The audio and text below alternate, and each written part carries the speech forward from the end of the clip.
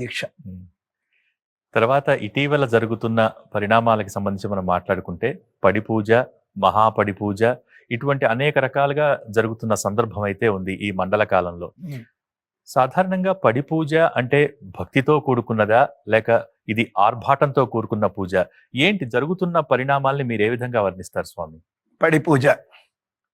ఇప్పుడు పడి పూజలు చేసుకుంటున్న వాళ్ళందరూ శబరిమలలో పడి పూజ చూసే ఉంటారు. ఆ ప్రకారం చేస్తున్నారా? సరే, వాళ్ళది తంత్రం, మనది మంత్రం. పూర్వం కోనసీమ నుంచి వెళ్ళిన పండితులే అక్కడ సెటిల్ అయ్యి అక్కడ తాంత్రీలు అయ్యారని చెబుతూ ఉంటారు. కథనం ఉంది మన దగ్గర. మనకి తంత్రం రాదు, మనం తంత్రం చేసేవాళ్ళం కాదు.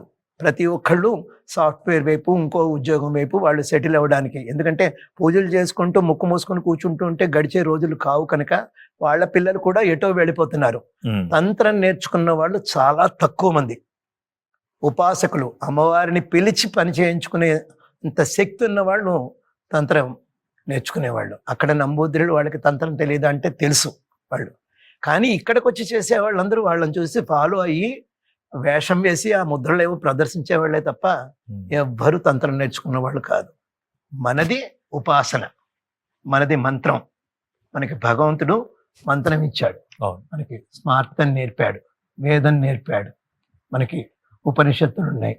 ఎంతమంది మహానుభావులు రుద్రాభిషేకాలు చేస్తారు, ఎన్నో చేస్తారు, నమక చమకాలు చేస్తారు, మంజు సూక్తాలు చదువుతారు.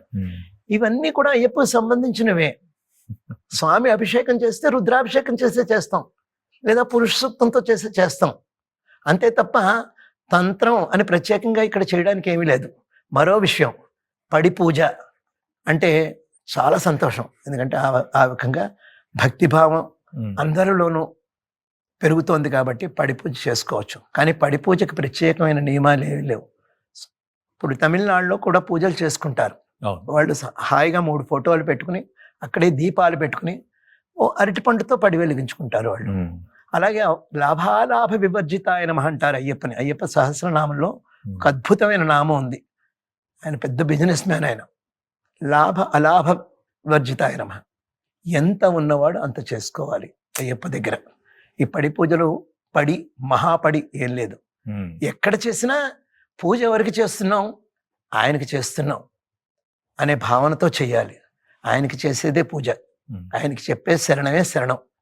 అష్టోత్తరం చెప్పగలిగిన వాడు చెప్తాడు, లేనివాడు 108 శరణాలు చెప్పి ఇదే అష్టోత్తరం అనండి అయ్యప్ప ఒప్పుకుంటాడు. 1000 శరణాలు చెప్పి ఇదే సహస్రం అనండి అయ్యప్ప ఒప్పుకుంటాడు. ఏ పూజ చేసినా, నువ్వు 10 రూపాయల పువ్వులు వేసినా, 1,00,000 రూపాయల పువ్వులు వేసినా పూజ స్వామికే. అష్టాదశ సోపానం అదొక ఆనందకరమైన విషయం మనకి. సర్వస్య శరణాగతి అనే పదాన్ని విస్మరిస్తున్నారు. అష్టాదశ సోపానం పూజ చేయడంలో ఉన్న ఆనందం మరొకటి లేదు. నా దృష్టిలో ప్రతి అష్టాదశ సోపాన పూజ ఒక మకర జ్యోతి దర్శనం. ఎందుకంటే ఎంతమంది వెళ్ళగలుగుతారండి శబరిమల? వెళ్ళలేని వాళ్ళందరికీ, మాతలు ముఖ్యంగా ఒక రిస్ట్రిక్షన్ పెట్టారుగా, 50 సంవత్సరాల పై వాళ్ళు, 10 సంవత్సరాల లోపన్న వాళ్ళు. ఆ నియమం పాటిస్తున్నారు కాబట్టి చాలా హుందాగా హైజీనిక్గా సాగుతోంది దీక్ష.